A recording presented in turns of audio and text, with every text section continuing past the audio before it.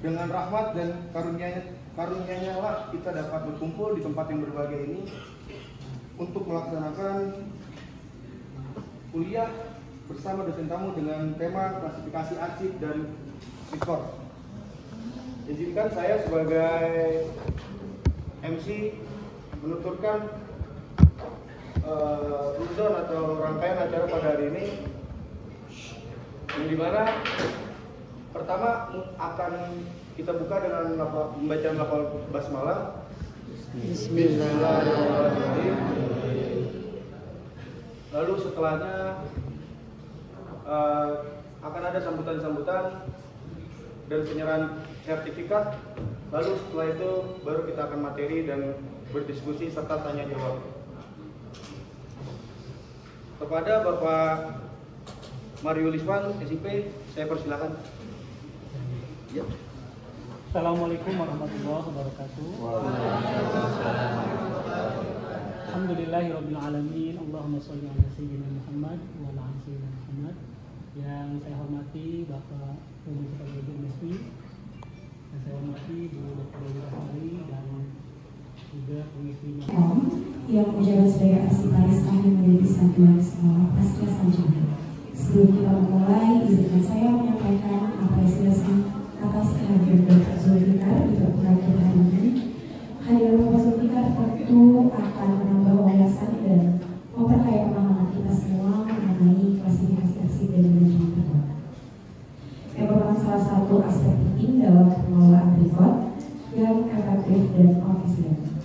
Semoga sesi hari ini dapat menjadi ajang diskusi yang interaktif dan bermanfaat bagi kita semua. Kami harapkan seluruh peserta dapat mengikuti sesi ini dengan antusias, mencatat hal-hal penting dan jangan ragu mengajukan pertanyaan untuk memperdalam pengetahuan. Tanpa berpanjang lebar, kami persilakan kepada Bapak Zulfikar untuk memulai presentasi.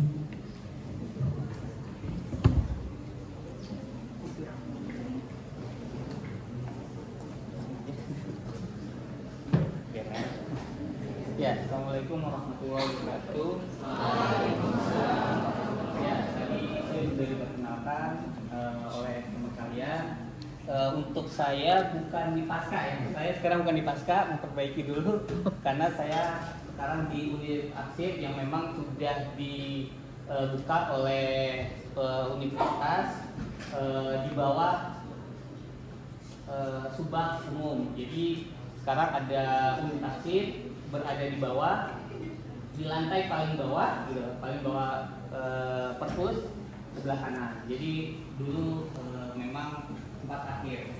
Nah, untuk hari ini saya dikasih amanah untuk menjelaskan tentang manajemen rekod dan klasifikasi.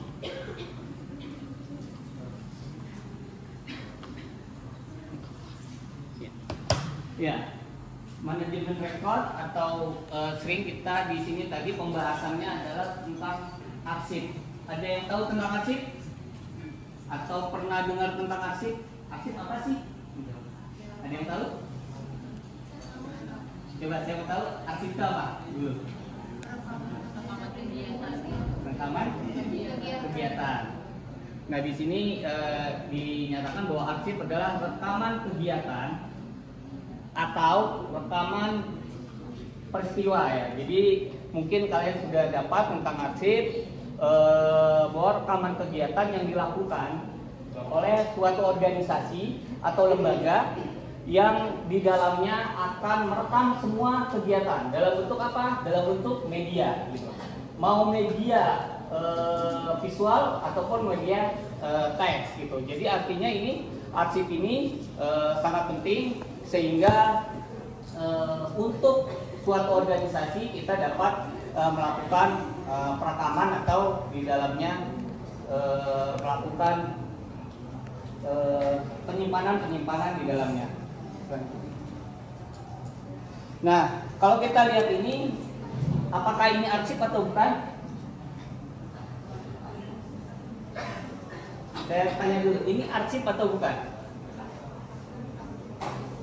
Arsip. Arsip itu apa tadi? Rekaman kegiatan, ya, yang menceritakan bentuknya dia sejarah ataupun yang lain. Kalau bentuknya seperti ini adalah arsip atau bukan? Nah kalau kita lihat seperti ini, inilah kondisi gitu kan, organisasi-organisasi yang penerapannya masih belum menerapkan penyimpanan atau perekaman secara baik gitu. Artinya ini sebenarnya adalah arsip gitu. Tetapi kita tidak bisa gitu kan menjadikan ini sebuah sejarah atau rekaman. Kita cari coba gitu kan. Mau nyari misalnya kegiatan kemahasiswaan gitu. Dengan begini nyarinya bagaimana gitu. Karena apa? Ya bentuk seperti ini adalah benar-benar gitu kan bahwa ini perlu ditata dengan rapi gitu kan. Artinya apa?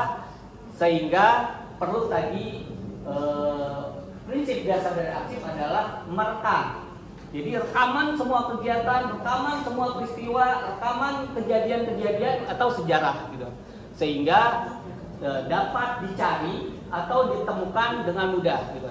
Jadi ketika kita melihat ini ke beberapa instansi pasti ada yang masih dalam bentuk seperti ini. Inilah sering disebut dengan orang-orang itu adalah arsip kacau. Artinya apa? Ini arsip sebenarnya. Ini adalah rekaman-rekaman yang memang perlu kalian cari lagi gitu, kalian kembangkan lagi. Gitu.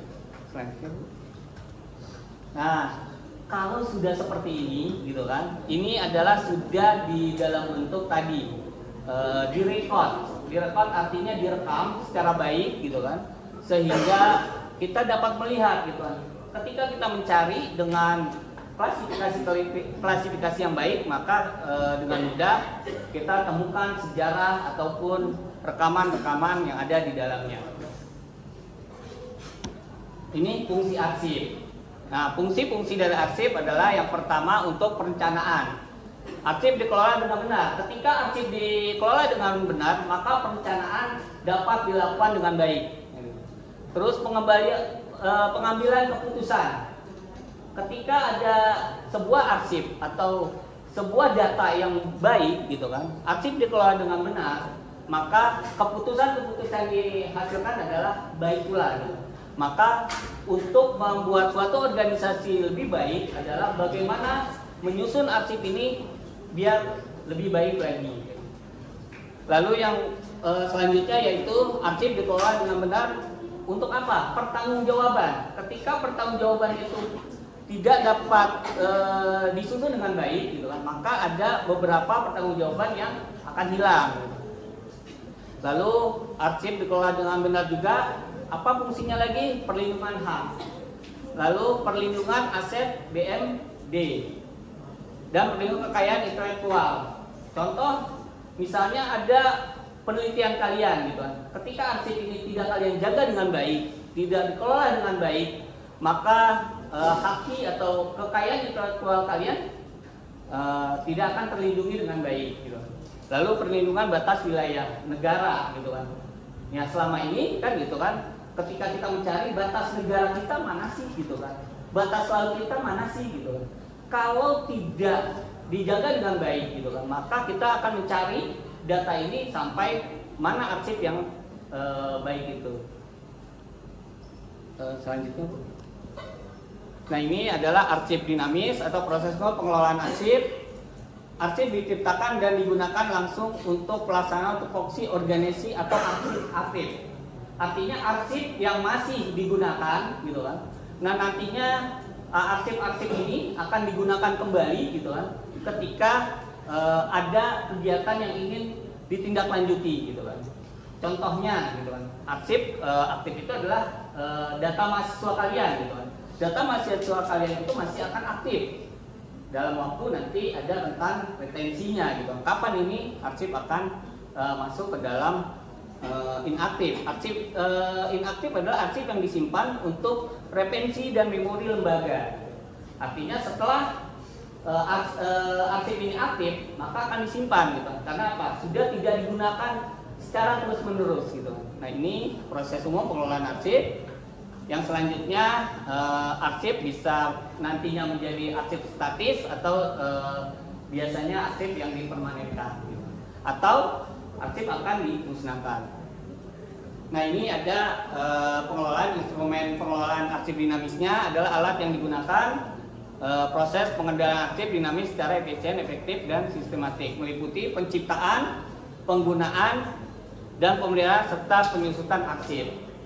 Nah, ini adalah instrumen yang akan kita buat. Gitu. Artinya tadi instrumen ini apa sih gitu kan? Ada alat yang digunakan untuk proses pengendalian gitu kan. Arsip ini supaya baik gitu kan, maka perlu kan. Tadi nanti akan di dalamnya itu ada yang disebut dengan klasifikasinya. Lalu ada JRA-nya atau bagaimana dia retensinya kapan gitu kan. Kapan dia akan masuk ke aktif, kapan dia masukin aktif, apakah dia akan musnah, apakah dia akan permanen kan gitu. Nah, maka ini ya instrumen-instrumen ini yang akan mendukung kita dalam melaksanakan sebuah pelaksanaan pengarsipan atau bentuk penyimpanan nantinya gitu, atau sering disebut dengan record atau perekaman atau penyimpanan itu sendiri.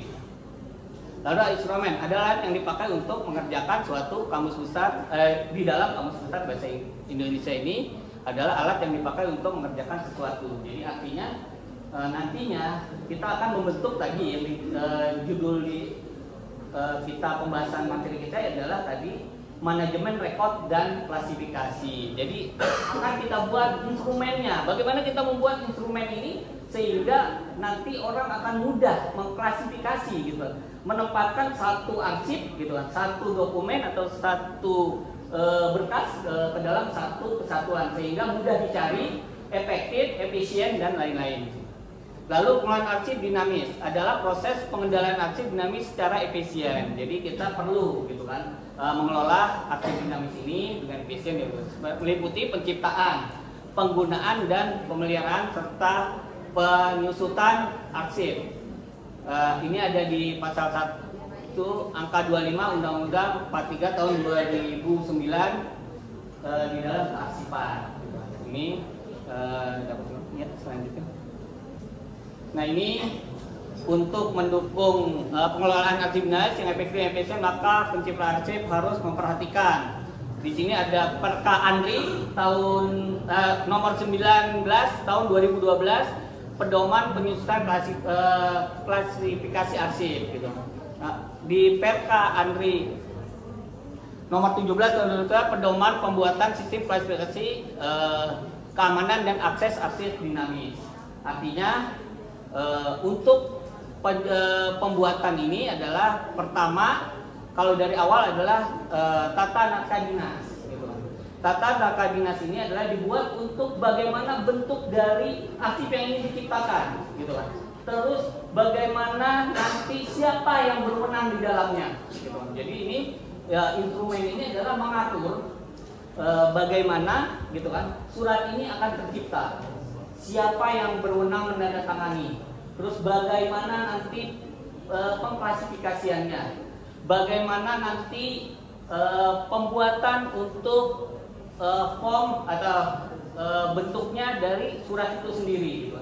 Jadi diatur di dalam tata naskah dinas, ukurannya apa gitu kan, terus jenis hurufnya apa di dalamnya, misalnya SK, bagaimana bentuk tata letaknya kan.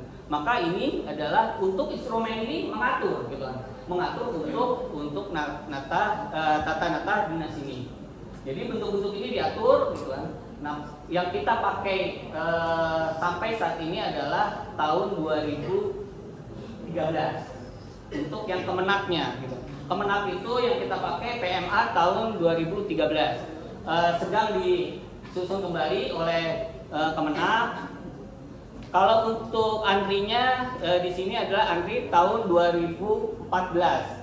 Pedoman tata dinas gitu, diperbarui lagi di tahun 2014. Jadi tahun 2013 Kemenak PMA-nya ada, tahun 2014 ada, dan yang terbaru Kemenak masih menyusun untuk tata nata dinas. Sampai hari ini sebenarnya untuk UIN kita ingin menyusun juga gitu, tetapi karena Kemenak belum membuat, kita masih menunggu sampai Kemenak. Jadi, tetapi rencana untuk ke depan ini kita sedang menyusun gitu kan. Untuk tata naka dinas tahun ini insya Allah jadi gitu, walaupun Kemenak belum jadi gitu. Seharusnya sih harus kita mengikuti pedoman dari Kemenak, tapi kemarin kita sudah komunikasi dengan Kemenak bahwa mereka masih melakukan diskusi. Sudah 4 tahun ini tidak ada perubahan gitu.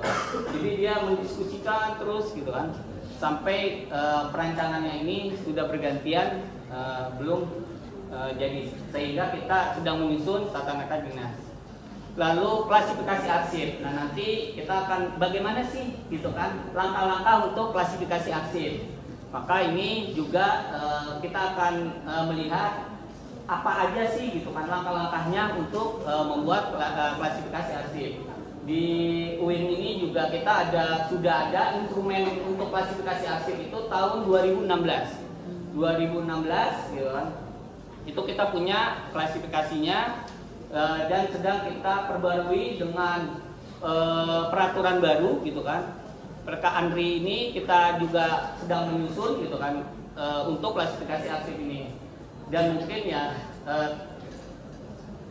masih dalam untuk klasifikasi tahun ini kita masih dalam untuk wawancara ke fakultas-fakultas gitu. Artinya untuk memperbaiki. Sebelumnya kita sudah punya, karena ada peraturan baru, maka kita melakukan pembaharuan gitu kan dengan peraturan-peraturan baru dari Andri dan Kemenak. Kemenak juga sedang menyusun untuk klasifikasi arsipnya, karena kita memang di bawah Kemenak, maka kita akan mengikuti klasifikasi Kemenak.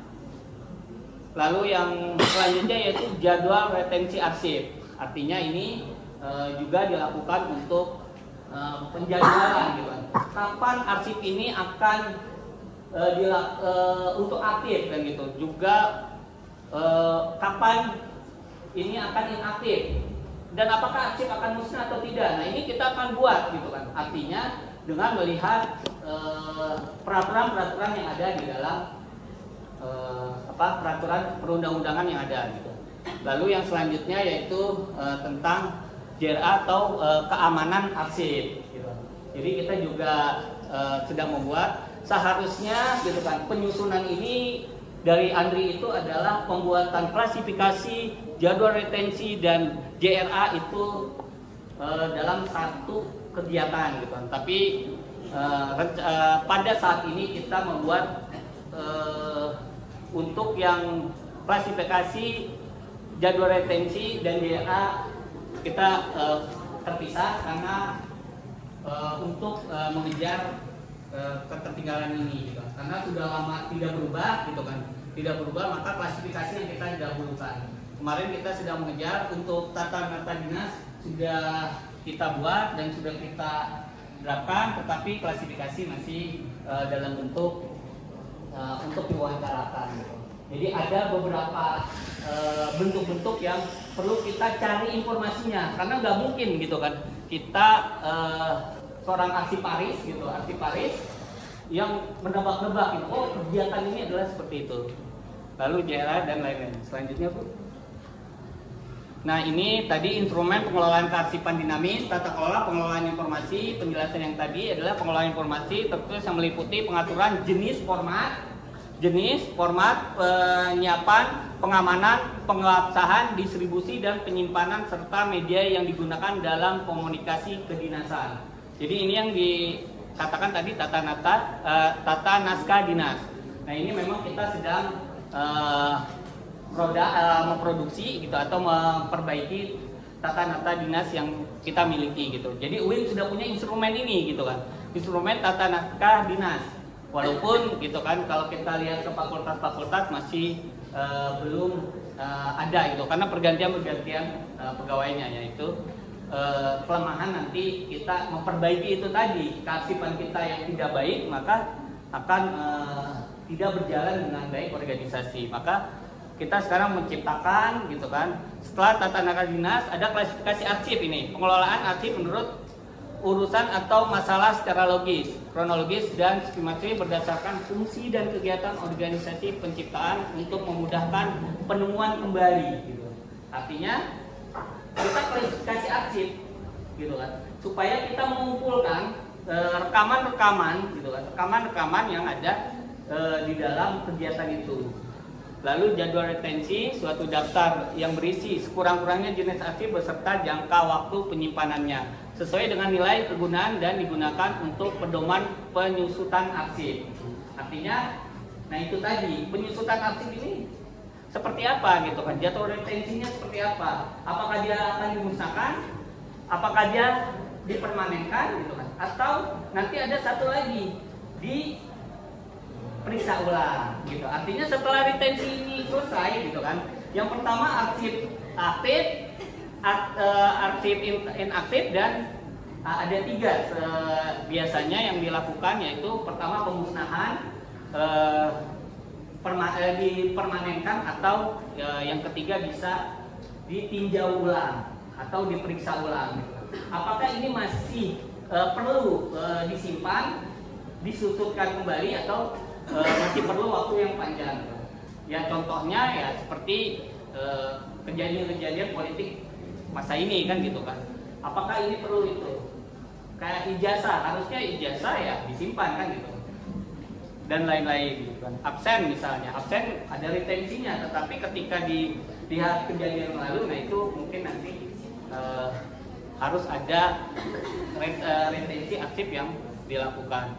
Untuk lifecycle keamanan dan akses arsip dinamis. Artinya di sini juga diciptakan siapa ini gitu kan. Misalnya ada arsip yang terbatas gitu kan.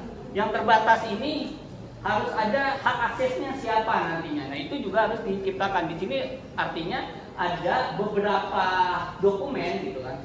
Contohnya dokumen medis gitu kan. Kan tidak semua publik bisa melihat, tetapi dapat juga dilakukan siapa hak akses yang dapat akses dokumen itu gitu kan. Misalnya rekam medis berarti dokter, terus perawat kan gitu. Itu untuk hanya membawa gitu, tapi yang membaca adalah dokter gitu. Maka di situ untuk klasifikasi keamanan dan akses arsip ini dilakukan dengan melakukan sampai keamanannya siapa hak akses yang dapat mengakses dari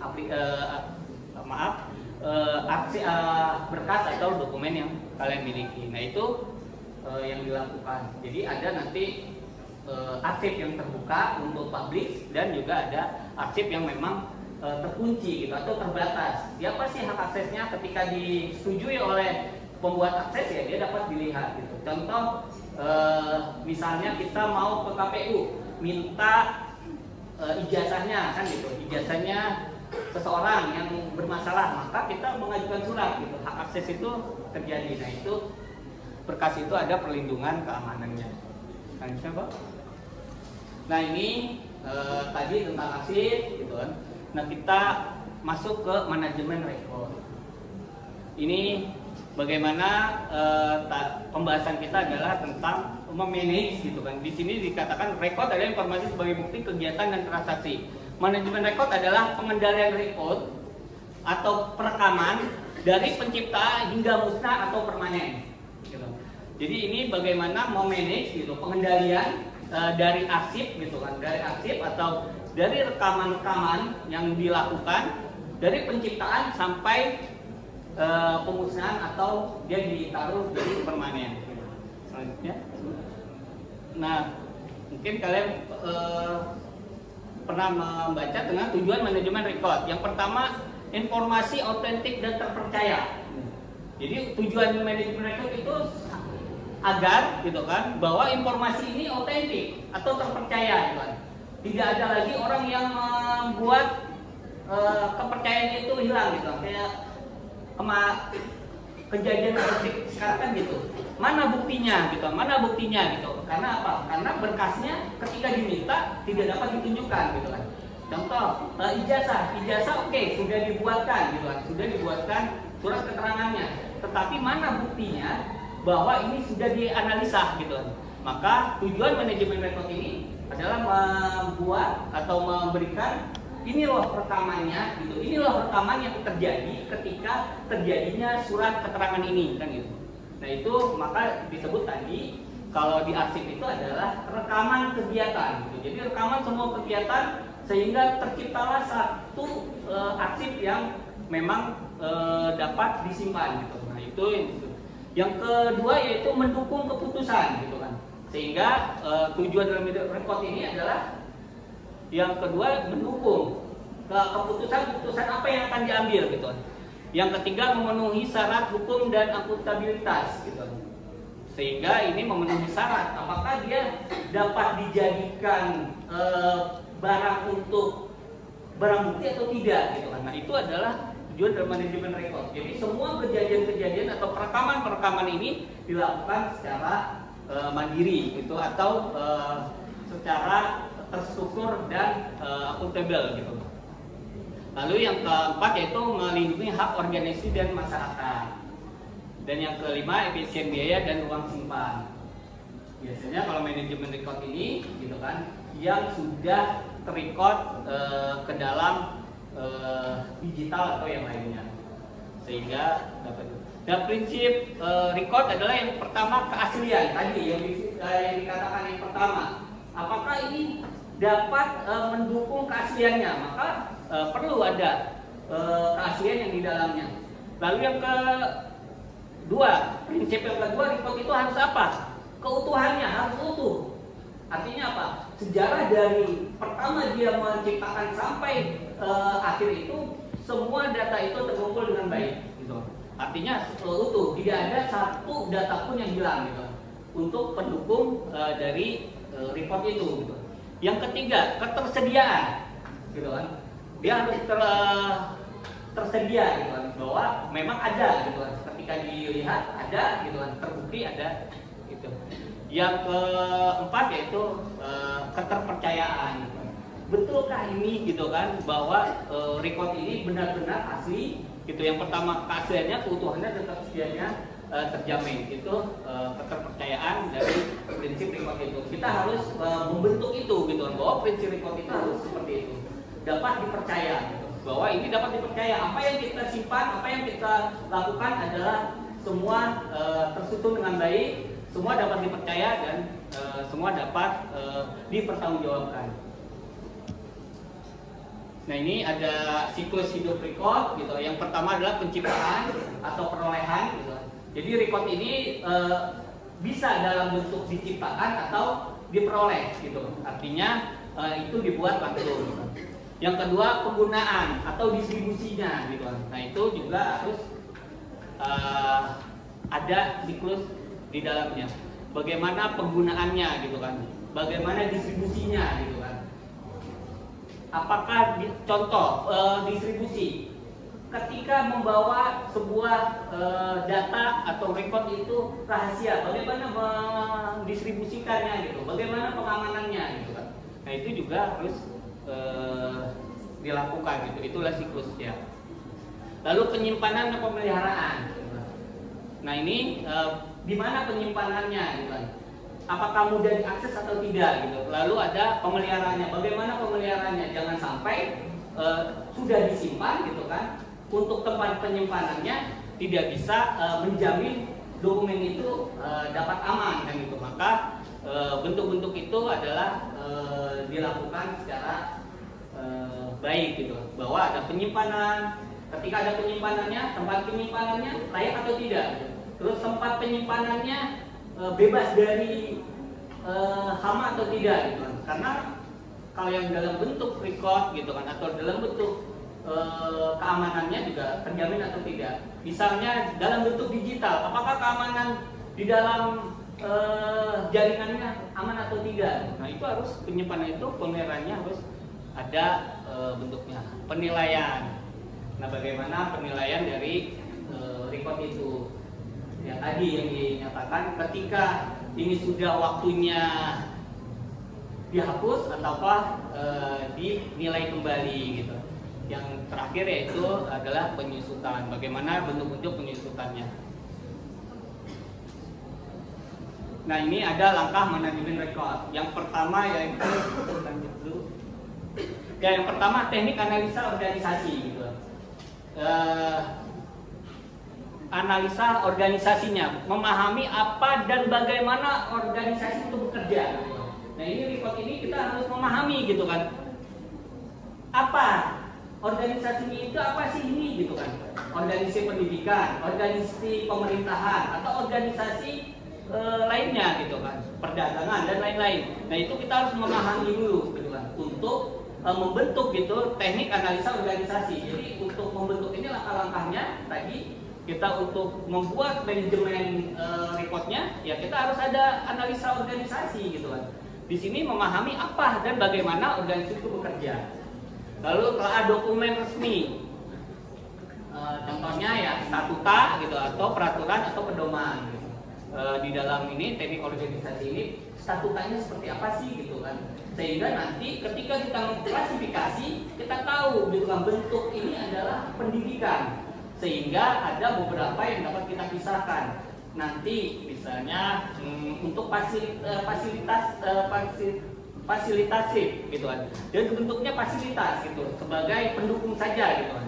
Atau substansif gitu kan. Maka dia bentuknya adalah bentuk-bentuk yang memang ada di dalamnya gitu. Organisasi itu berjalan dalam bentuk seperti itu. Maka statuta itu dapat kita lakukan dalam untuk menganalisa organisasi.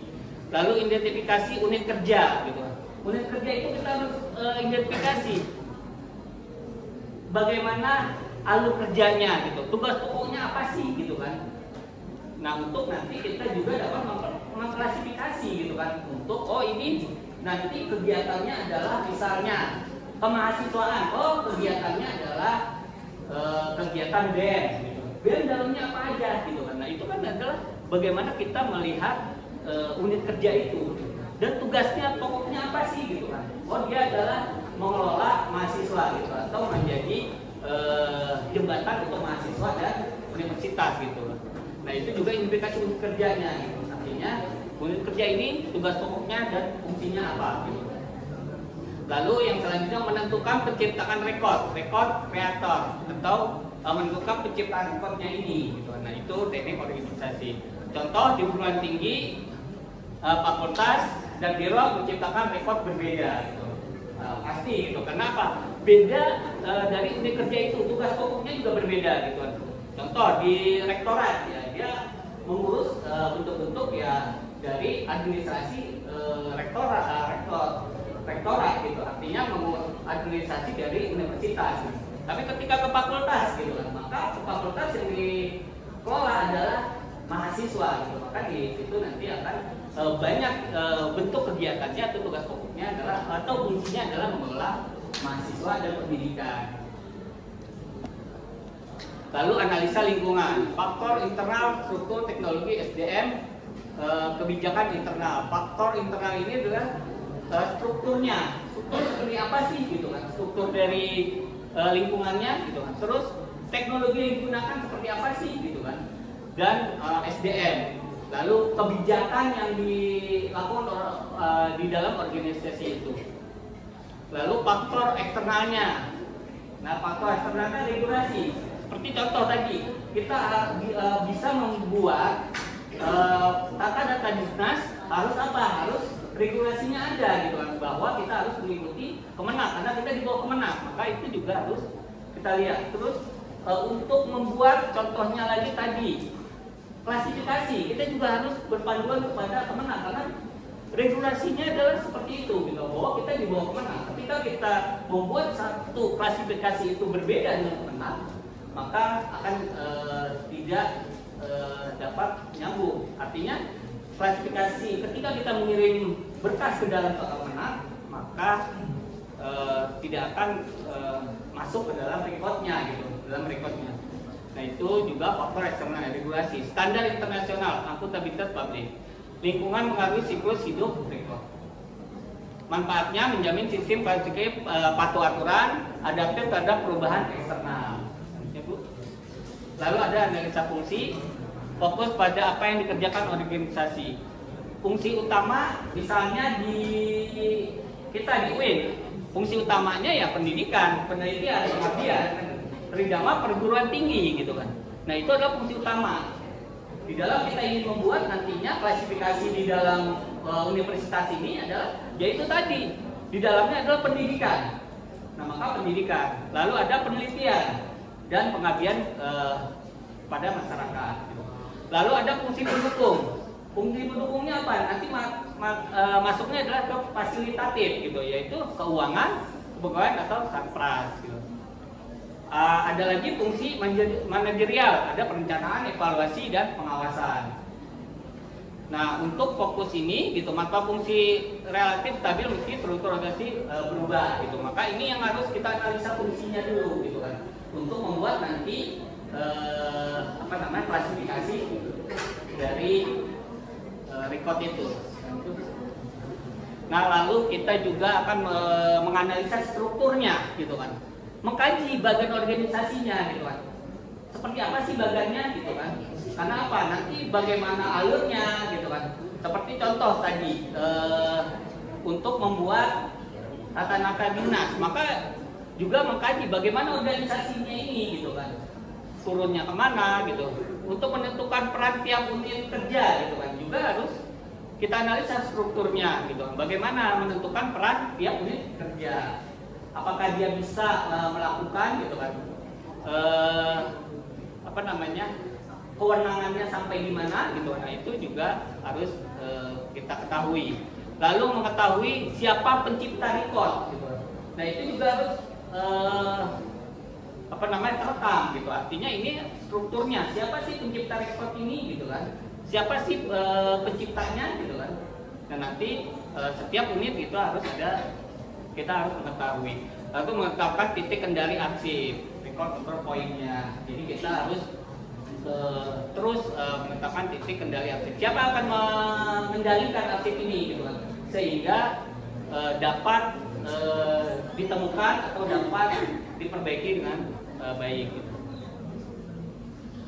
Ya, ini analisa proses, ada fokus pada bagaimana rekod terlibat dari aktivitas. Tahapannya identifikasi proses inti, lalu pemetaan alur kerja, lalu dokumentasi tiap langkah. Hasilnya adalah bisa dalam bentuk project gitu kan. Jadi kita akan melihat identifikasi proses ini apa sih gitu kan. Nah, ini dalam bentuk project nanti gitu kan. Nah, ini prosesnya adalah seperti itu. Sehingga ketika kita udah menemukan prosesnya ini, kita dapat menciptakan gitu kan klasifikasinya. Oh, ini nanti akan keluar adalah bentuknya surat tugas, terus surat SK atau yang lainnya. Nah, ini kita bisa melihat apa sih gitu kan proses dari suatu itu. Nah, penciptaan ini hasil project atau SOP penciptaan. Contoh proses pengadaan, ada permintaan, persetujuan, kontrak, pembayaran dan pelaporan. Maka dalam satu kesatuan ini dapat kita klasifikasikan gitu kan, bahwa dalam satu pengadaan gitu kan, maka ada nanti bentuknya adalah permintaan. Permintaan apa aja isi dokumennya kan gitu. Nah, ini dapat kita lakukan analisa prosesnya terlebih dahulu. Lalu kita akan masuk ke klasifikasi arsip. Tadi sudah kita apa sih manajemen rekod itu. Lalu ini adalah klasifikasi arsip, adalah pola pengaturan atau struktur fungsi yang disusun secara sistematis dan logis yang digunakan sebagai dasar pemberkasan arsip. Ya. Lalu klasifikasi arsip adalah pola pengaturan arsip secara berjenjang dari hasil pelaksanaan fungsi dan tugas reputasi menjadi beberapa kategori unit informasi kearsipan. Nah, ini ada keputusan Kepala Antri nomor 19 tahun 2012 tentang pedoman penulisan klasifikasi arsip. Jadi ada itu. Nah, ini klasifikasi rekod. Contohnya inti manajemen rekod mengelompokkan arsip secara sistematis. Prinsipnya adalah fungsional berdasarkan fungsi dan kegiatan. Ya, jadi dia fungsional. Kalau dia fungsional adalah berdasarkan fungsi dan kegiatannya gitu.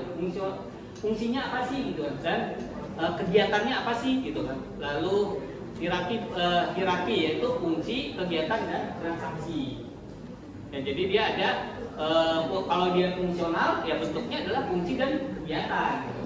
Tapi kalau dia bentuknya adalah hierarki gitu kan, bentuknya adalah ada fungsi, ada kegiatan dan transaksi. Nah, itu yang untuk klasifikasi rekod. Jadi ada dua yang berbentuk dengan fungsional berdasarkan fungsi dan kegiatan, atau yang hierarkis, itu fungsi, ada kegiatan dan transaksi. Lalu ada selanjutnya konsisten di seluruh unit. Contohnya gitu kan, untuk pendidikan 1.00 gitu kan. Misalnya pendidikan dan pengajaran. Lalu untuk kegiatannya adalah kurikulum. Lalu ada lagi proses belajar mengajar. Nah ini contoh aja untuk yang misalnya ada kualifikasi rekodnya.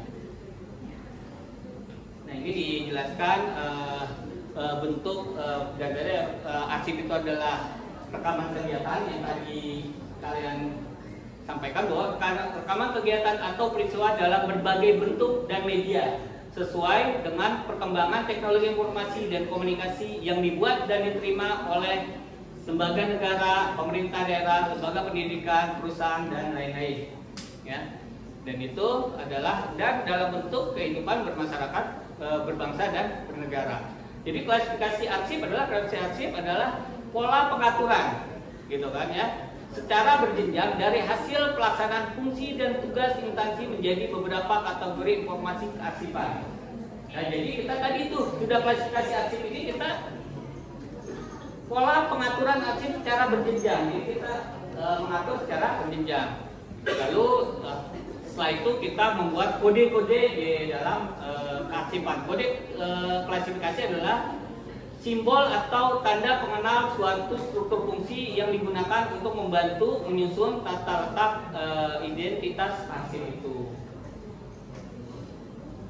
Nah ini ada klasifikasi arsip disusun berdasarkan tugas dan fungsi arsip yang meliputi fungsi fasilitatif dan fungsi substansif. Nah ini fungsi substansif merupakan kegiatan yang menghasilkan produk administrasi. Jadi kalau fasilitatif adalah yang menghasilkan produk administrasi atau penunjang dari tugas yang dilakukan di unit. Jadi kalau kalian membuat klasifikasi, kalian lihat ini dia nanti akan masuk ke dalam penunjang atau dia dalam bentuk merupakan kalau fungsi substansif merupakan kegiatan pelaksanaan tugas. Jadi dia tugas pokok. Kalau fungsi substantif tadi adalah tugas pokok, tapi kalau fungsi fasilitatif merupakan kegiatan yang menghasilkan produk administrasi atau penunjangnya, gitu kan. Jadi nanti kita akan bedakan untuk mengklasifikasi ini ada dua. Yang pertama fungsi fasilitatif, yang kedua adalah fungsi substantif, gitu ya. Fungsi kegiatan pokok penciptaan arsip ini dinyatakan bahwa substantif adalah arsip yang membedakan antara arsip yang satu dengan yang lainnya. Itu substantif. Lanjut dulu. Nah, klasifikasi arsip ini digunakan sebagai yang pertama penataan arsip. Tadi ya kita bisa menata arsip itu kan berdasarkan klasifikasi yang kita buat, gitu kan. Bahwa arsip ini harus kita tata dengan baik, gitu kan. Sehingga ketika orang mencari dia tahu oh kalau misalnya KM gitu kan berarti adalah kemahasiswaan. Tinggal dia cari KM. Lalu di dalamnya itu subnya apalagi gitu. Lalu yang kedua yaitu mendukung akses arsip. Tadi memudahkan kita untuk mengakses gitu kan. Bagaimana kita mengakses arsip itu dengan mudah gitu. Itu klasifikasi arsip digunakan sebagai mendukung akses arsip. Ya, selanjutnya pada skema klasifikasi tertera nama atau judul fungsi, nama kegiatan dan nama transaksi kegiatan. Nama fungsi merupakan judul pertama dan bersifat umum, ya. Jadi itu ada tadi. Pada skema klasifikasi tertera nama atau judul fungsi, ya. Jadi ada klasifikasi itu. Skemanya adalah yang pertama yaitu tadi ada nama atau judul fungsi, nama kegiatan, nama transaksi kegiatan. Jadi nanti ada nama kegiatan atau nama transaksinya. Gitu. Nama fungsi merupakan judul pertama dan bersifat umum. Ya, nama kegiatan merupakan sekunder atau jenjang kedua dari fungsi dan jenjang ketiga merupakan nama transaksi atau transaksier. Yang kedua yaitu jenjang atau hierarki. Ya, kalau yang tadi kan bentuknya adalah skema klasifikasi. Tadi yang selanjutnya jenjang atau hierarki fungsi tidak selalu utuh. Dapat saja nama fungsi langsung nama transaksi sekunder gitu. Artinya kegiatan yang dilakukan hanya berupa naskah transaksi. Hal ini tergantung struktur, substansi, dan arsipnya. Namun klasifikasi sebagai pedoman pengelolaan arsip, susunan klasifikasi sebaiknya utuh dan rinci. Jadi kita harus tadi menganalisa gitu kan, bahwa arsip ini apakah sudah membutuhkan tadi yang ada fungsi, ada kegiatan, terus ada sekundernya gitu kan, atau langsung gitu kan. Nah itu juga kita menganalisa tadi dalam bentuk secara utuh. Nah ini cara menyusun klasifikasi. Menyusun klasifikasi dilalui dengan melakukan analisa fungsi organisasi ya tadi ya. Nah, saya sudah jelaskan bagaimana fungsi organisasi itu kita harus menganalisa gitu. Kita analisa nih fungsinya apa sih untuk mengetahui arsip apa yang terlibat dalam suatu fungsi organisasi itu. Tadi untuk organisasi yang pertama tadi ada analisa organisasi. Fungsinya adalah ini untuk menyusun adalah mengetahui arsip apa yang terlibat dalam suatu organisasi. Yang kedua, klasifikasi berdasarkan masalah yang mencerminkan fungsi. Tadi juga sudah saya jelaskan bahwa fungsi itu apa gitu kan. Dia berfungsi untuk apa gitu kan, bergerak di bidang apa gitu kan, dan lain-lain.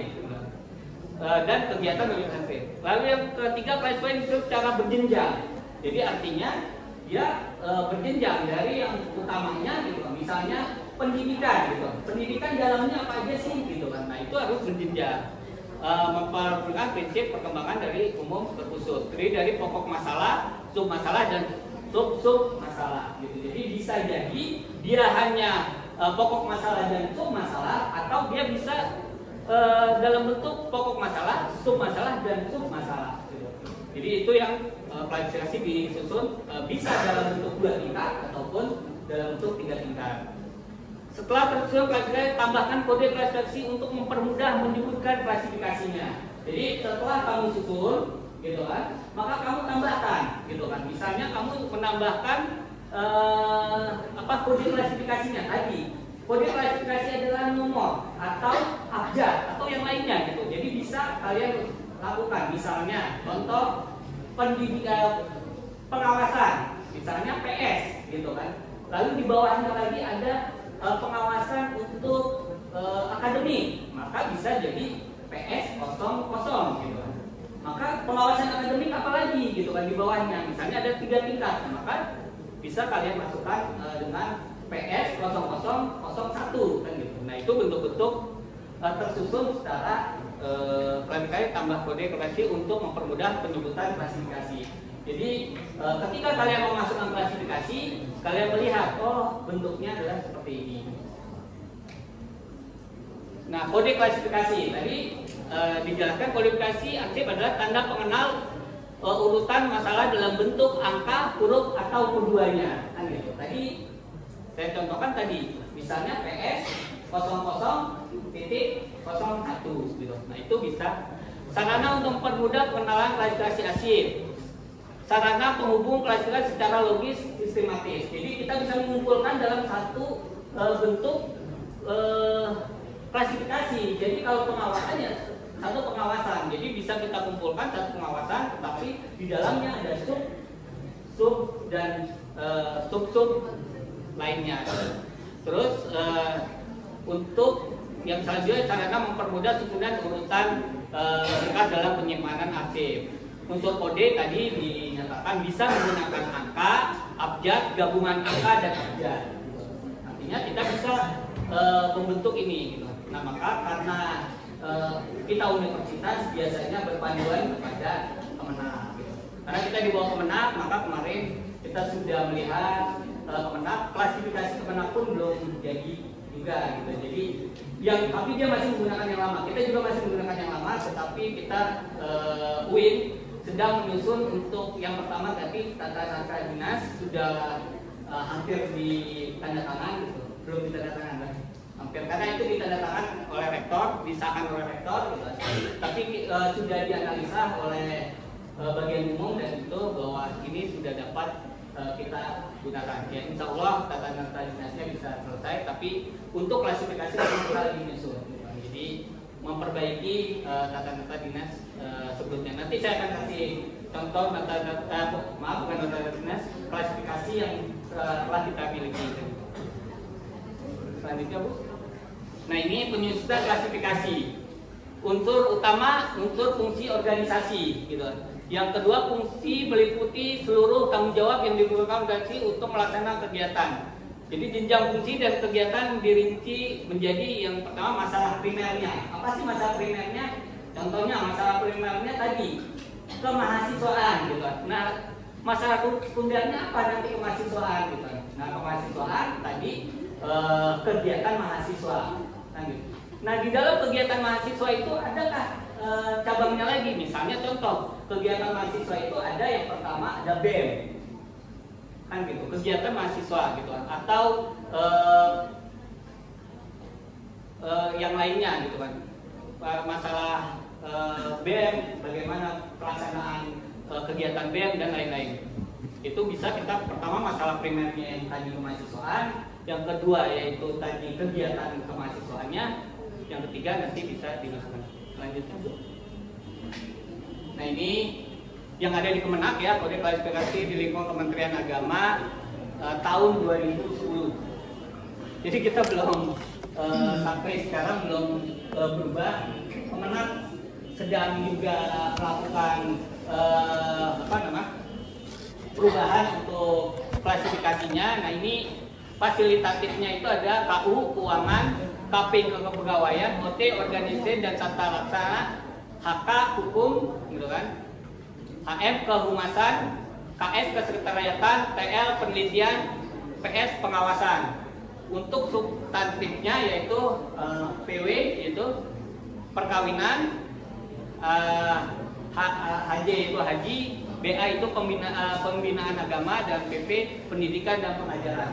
Nah ini adalah tadi dia masuk ke dalam pokok. Ini pokoknya adalah keuangan gitu kan. Terus kepegawaian. Nah ini pokoknya belum atau primernya. Jadi belum masuk ke sekunder dan subnya gitu. Jadi ini kode preferensi di lingkungan Kemenak yang secara fasilitatifnya masih dalam bentuk bab primernya. Ya, untuk sekunder dan lainnya ada gitu. Artinya ini kita contohkan itu. Ya selanjutnya Bu. Nah ini kode klasifikasi arsip. Artinya ada sekunder gitu kan. Nah itu biasanya fungsi primer, KM kemahasiswaan. Langsung dicontohkan. Lalu yang sekundernya apa? Tata usaha mahasiswa gitu kan. Nah maka 01 gitu kan. Nah untuk selanjutnya yaitu KM 01.2 gitu, 00.01.2 gitu. Jadi di situ ada sekundernya adalah 01. Lalu ada transaksi trennya ada 1.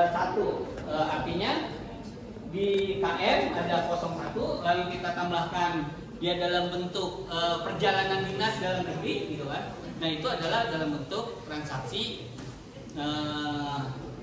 tersier. Nah tersier juga dapat berjenjang lagi gitu, bisa sampai lebih daripada 1. Lalu 013 perjalanan dinas luar negeri. Nah ini contoh kode klasifikasi arsip.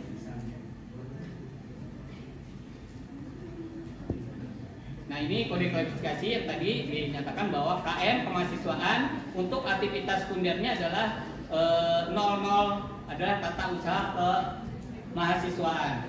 Lalu untuk transaksinya adalah yang 01 data mahasiswa. Jadi ini ada atau ya, transaksi itu juga bisa 03. Ini tadi kelewatan, saya 03 nya belum saya masukkan. Nah ini contoh aja. Nah ini contoh tadi KM kemahasiswaan 01 tata usaha kemahasiswaan. Nah ini 01 adalah data mahasiswa, 02 nya adalah surat mahasiswa, 03 nya data akademik dan rekomendasi, dan 04 statistik kemahasiswaan, nomor 5 konversi. Jadi ada kode klasifikasi ini menjadi KM 0101, berarti KM 01 itu data mahasiswa. Seperti itu untuk penjenjangannya. Jadi nanti kita buat KM, lalu di bawahnya ada 01 tata usaha gitu kan. Dan di bawahnya lagi dia biasanya menjorok seperti ini. Kalau untuk KM-nya di sebelah kiri menjorok sedikit, untuk sekundernya dan dia biasanya akan menjorok ke dalam kembali untuk TCR-nya, untuk hanya menunjukkan statusnya, bukan status ya, apa namanya, kedudukannya gitu. Nah ini kodifikasi Win Syarif Hidayatullah Jakarta gitu kan yang sedang kita susun gitu. Nah ini hanya dua. Tadi saya tidak bisa dorong ke sana karena saya itu kalau di kita itu terdorong ke dalam. Ini penerimaan mahasiswa berarti TM, lalu TM00 adalah penerimaan mahasiswa baru. Di dalamnya itu ada daya tampung mahasiswa. Nah itu contohnya untuk substantifnya. Substantifnya karena apa? Dia pokoknya, pokok di universitas adalah mahasiswa, gitu kan. Berarti ada penerimaan mahasiswa, gitu. Terus untuk fasilitatifnya apa sih? Perencanaan. Jadi perencanaan itu bagaimana pendukung dia. Sebagai pendukung berarti dia PR, maka PR00-nya adalah pokok kebijakan dan strategi pembangunan. Untuk PR0002 adalah rencana organisasi. Nah ini kode relasi Unisari Pulau Jakarta yang sedang kita susun gitu kan. Ya. 1, kalau video kan ya. 1, 2, 3. Salam arsip. Jangka panjang RPJL Master Plan bidang pendidikan rencana induk dan pembangunan kampus. Jadi ini oh bisa.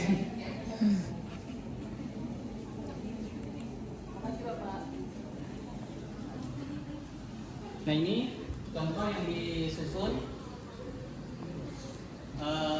oleh tim di Arsiparis itu, walaupun anggota Arsiparis itu ada 29, tetapi yang ada di unit Arsiparis itu hanya ada 4. Jadi kita sedang menyusun 4 tadi ya. Tadi 4 instrumen, ada tadi tata dinas, klasifikasi dan ini perencanaan ya, untuk contoh yang ada di UIN. Nah untuk ini contohnya ada yang ditanyakan?